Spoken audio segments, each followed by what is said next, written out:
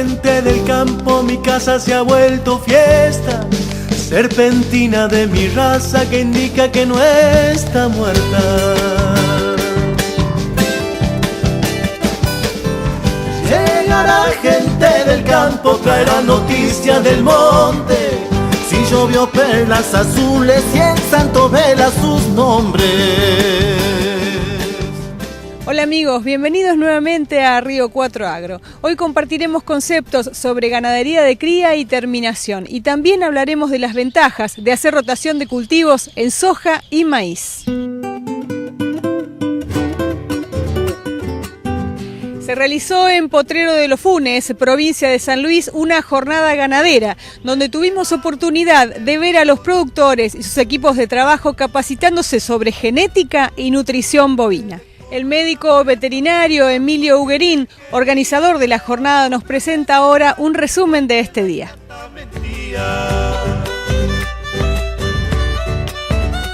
Y la verdad que, bueno, Rodolfo comenzó su charla con que el título era Toros y vacas funcionales, adaptadas a los ambientes. Rodolfo es muy práctico, aparte es un amigo, un tipo con mucha experiencia y reconocido a nivel nacional, ¿no?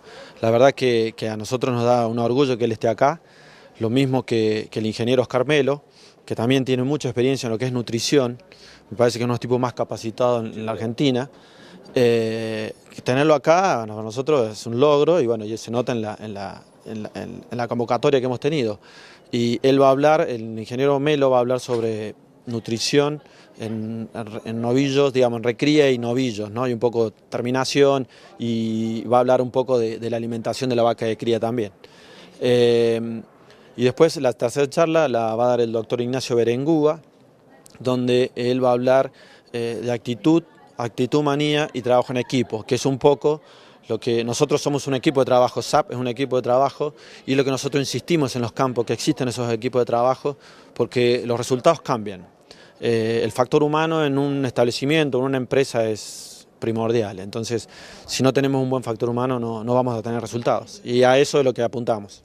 Qué lindo es ver hoy aquí, en esta jornada, a productores ganaderos reconocidos de la provincia de San Luis, pero también están allí los que trabajan con ellos cada día, los que vos decís, que están junto a las vacas. Sí, una de mis ideas fue esa, es incorporar a todo el mundo, traer productores que vinieron, productores reconocidos, y me sorprendieron productores que yo no los conocía de nombre y no los conocía en persona, y que hayan venido con su gente, que la verdad que a ellos, o sea, vuelvo a repetir, son ellos los que están más tiempo y bueno, aprenden, escuchan, siempre algo sacan y a mí me divierte, a mí me gusta hacer cosas para todo el mundo, no selección, digamos.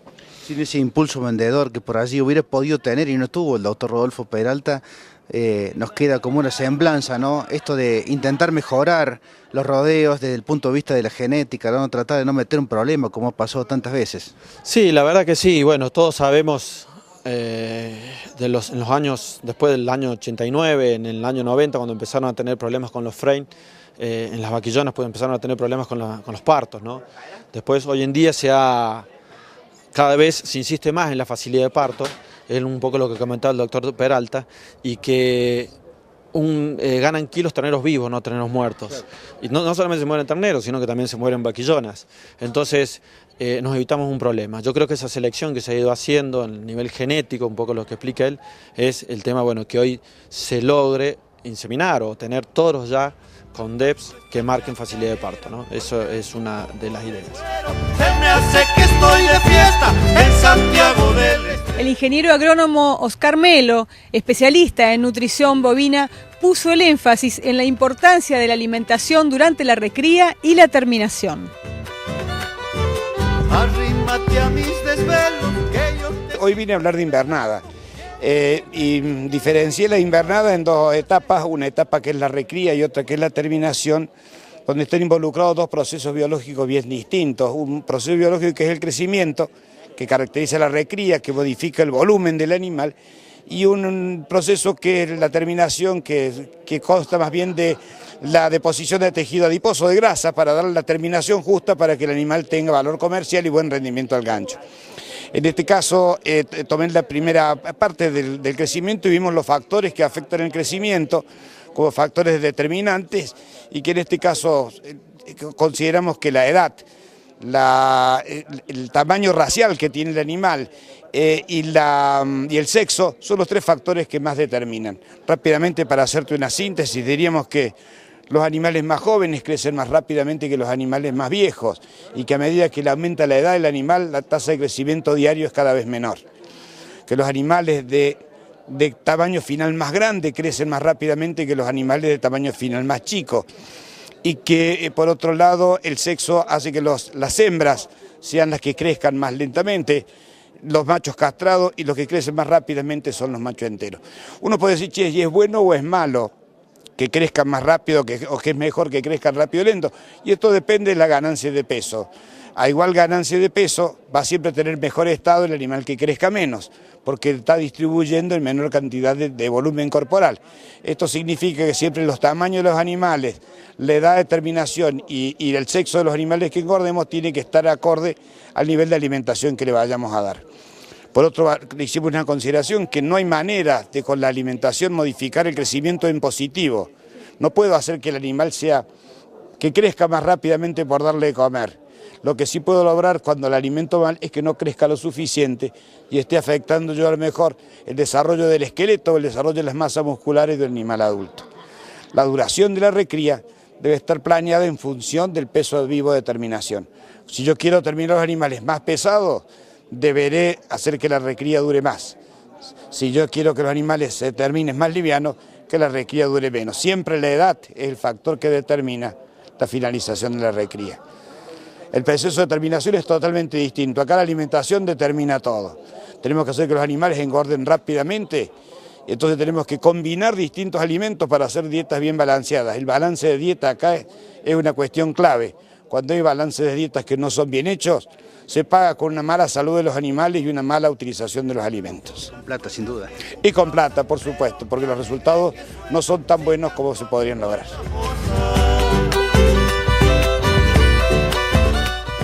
Vamos a la pausa. Al regreso en Río 4 Agro continuamos compartiendo conceptos sobre genética en ganadería bovina.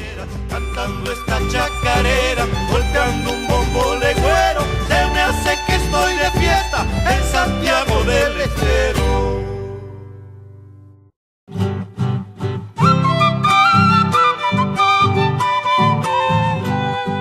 Durante la jornada ganadera realizada en Potrero de los Funes, provincia de San Luis, el doctor Rodolfo Peralta, especialista en genética, se dirigió especialmente a los productores que hacen ganadería de cría y terminación en zonas extensivas. Bailen antes que se apague la luna. Bueno, modestamente el objetivo y la intención y el punto de partida a esto fue el título de la presentación, ¿no es cierto? Toros y vacas funcionales. No podemos sacar los pies de la tierra. En realidad no deberíamos sacar los pies de la tierra nunca, y justamente eso nos permitiría o nos permite ubicarnos, o por lo menos tratar de ubicarnos, y que creo que es lo que hay que hacer. ¿Dónde estamos parados? ¿Qué es lo que hay? ¿Qué es lo que se produce? ¿Qué es lo que ponemos arriba? ¿Y qué hacemos para mejorar la eficiencia? Yo dije al principio, el precio sigue planchado y eso es lamentable, es incomprensible en este país muchas de las cosas que ocurren y de las medidas que hay. Pero también seamos conscientes que hay un espacio importante de crecimiento y de mejora en la productividad que por ahí permitiría lograr alguna diferencia en la rentabilidad. Bien, la genética es una de las herramientas, junto con la nutrición, la sanidad, la reproducción, el manejo.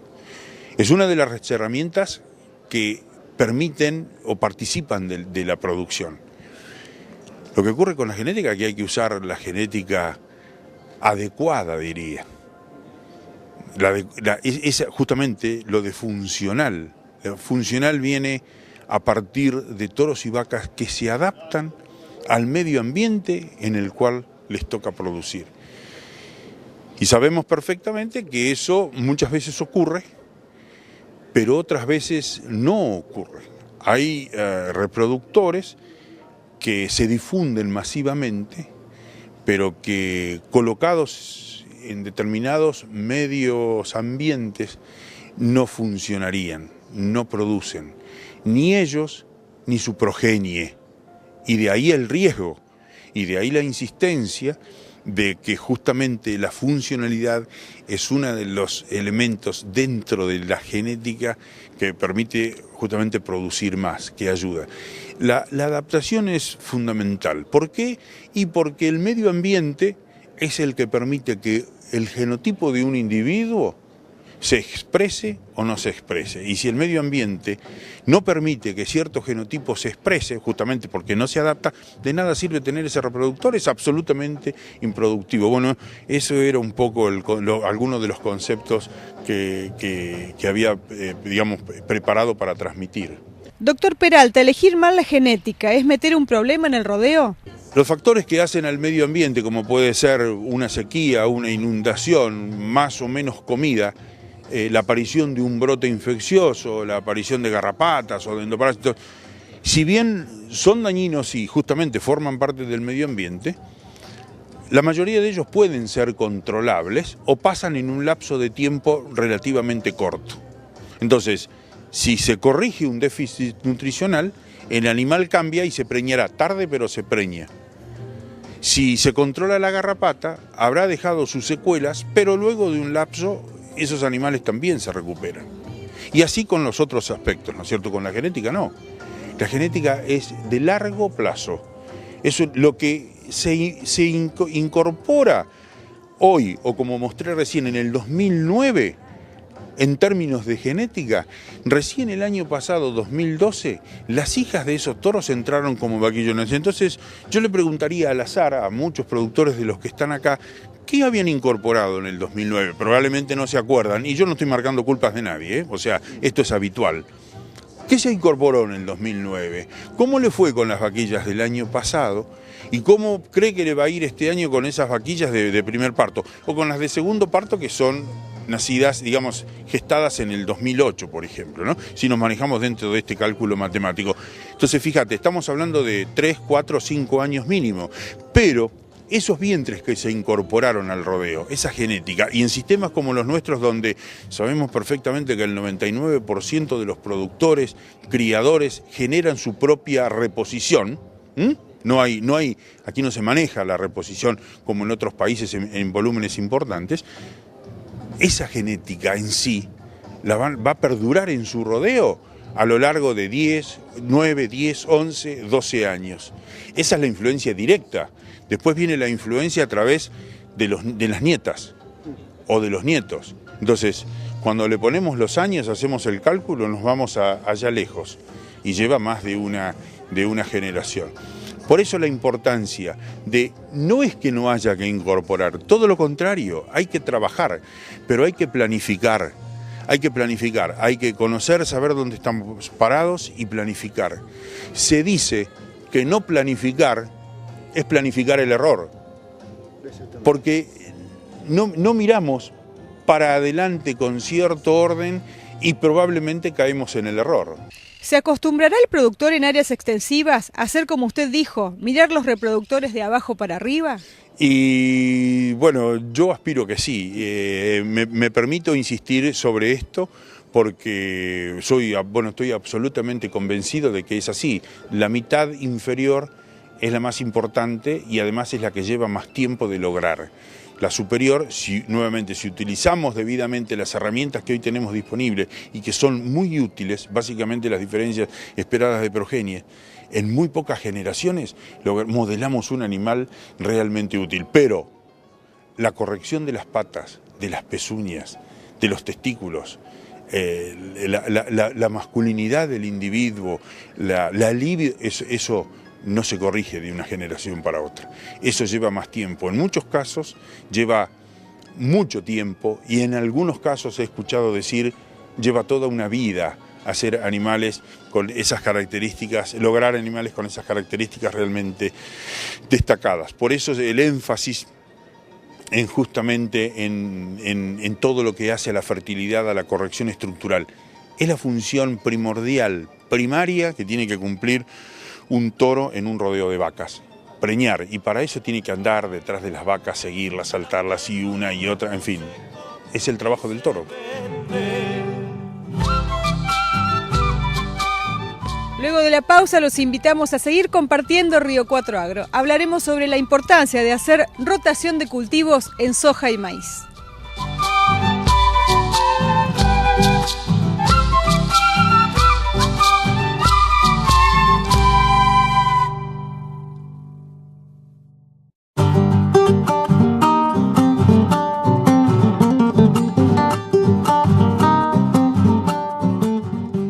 Los ingenieros Martini y Bonamico de CREA Región Centro nos presentan ahora los resultados de sus ensayos sobre maíz y soja y vemos aquí la importancia de la rotación de cultivos en nuestra región. Bueno, estuvimos justamente evaluando datos de productores. Nosotros desde la Mesa de Agricultura de la Región Centro llevamos adelante una base de datos con toda la gestión agrícola de cada lote, y en función de eso y mirando los resultados de las campañas que han pasado, podemos pensar en estrategias para planificar las campañas futuras, ¿no? Y bueno, justamente en el cultivo de maíz, una de las variables que mayor peso tomó a la hora de decidir armar el modelo productivo para la próxima campaña fue la fecha de siembra, en virtud que se viene registrando un incremento del área de maíz de fecha de siembra tardío muy importante en las últimas campañas. La realidad es que lo que hemos visto es que el ajuste tecnológico que ha tenido el maíz tardío ha posibilitado construir rendimientos similares a los de maíz temprano. Esto pensando en techos de rendimiento cercanos a los 10.000 kilos y manteniendo lo que sí venían mostrando los maíces tardíos como tecnología, una mayor estabilidad de rendimiento, es decir, un piso de rendimiento más alto frente a condiciones adversas.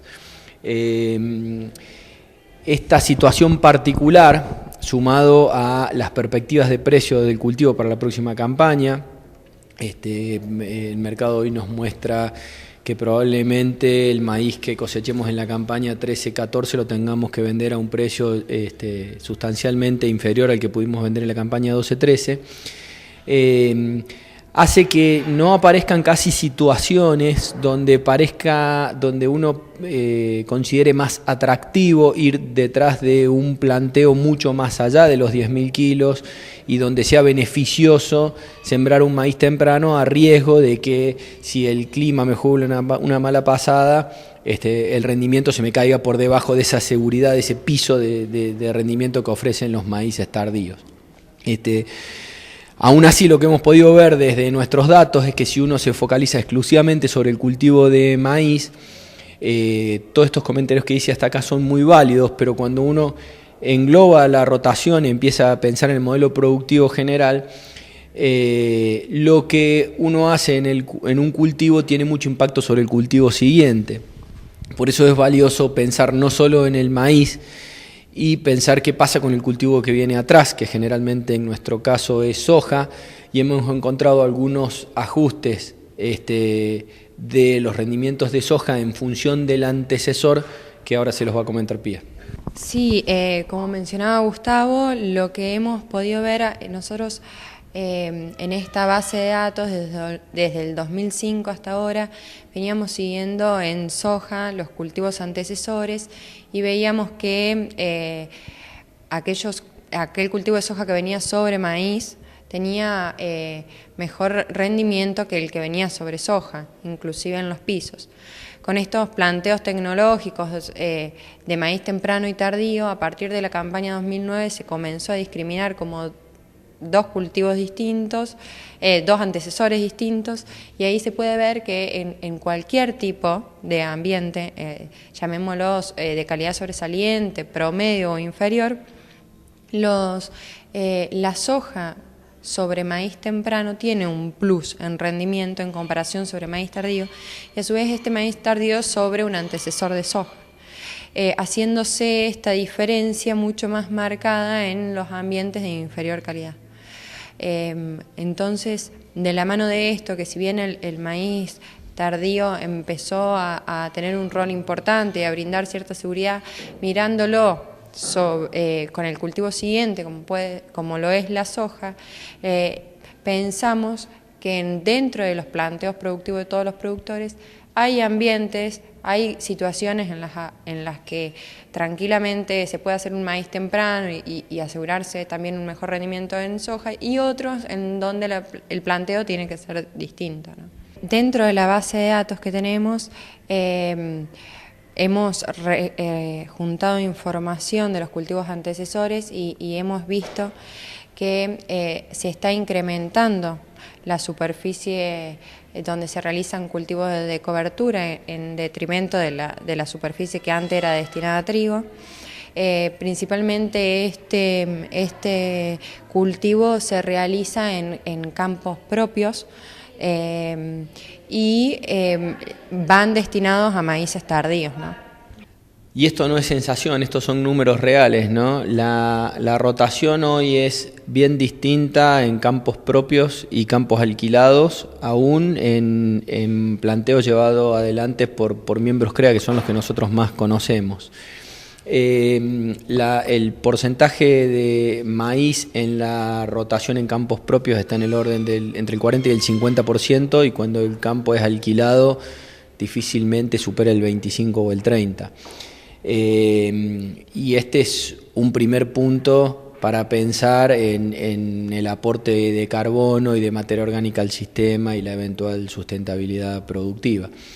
Sin lugar a dudas que encontrar una solución a este problema amerita un esfuerzo de ambas partes, ¿no? Porque de la misma forma que hay muchos productores que han podido visualizar con mucha claridad los beneficios de una participación importante de gramíneas en la rotación y lo están aplicando en sus campos y están dispuestos a trasladar esa tecnología a campos alquilados, hay muchos propietarios que por diferentes motivos no están dispuestos a ceder demasiado en el pago del arrendamiento, y todo eso se conjuga para que la rotación no sea la ideal.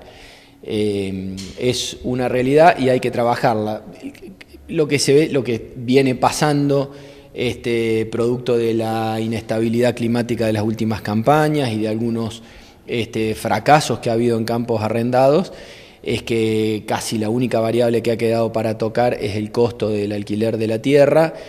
Y estamos viendo en este invierno algunas conversaciones diferentes, donde el propietario está empezando a participar un poco del riesgo y donde el productor está también participando de los beneficios si las cosas salen bien. Y quizás sea la mejor forma de plantear la agricultura hacia adelante, ¿no?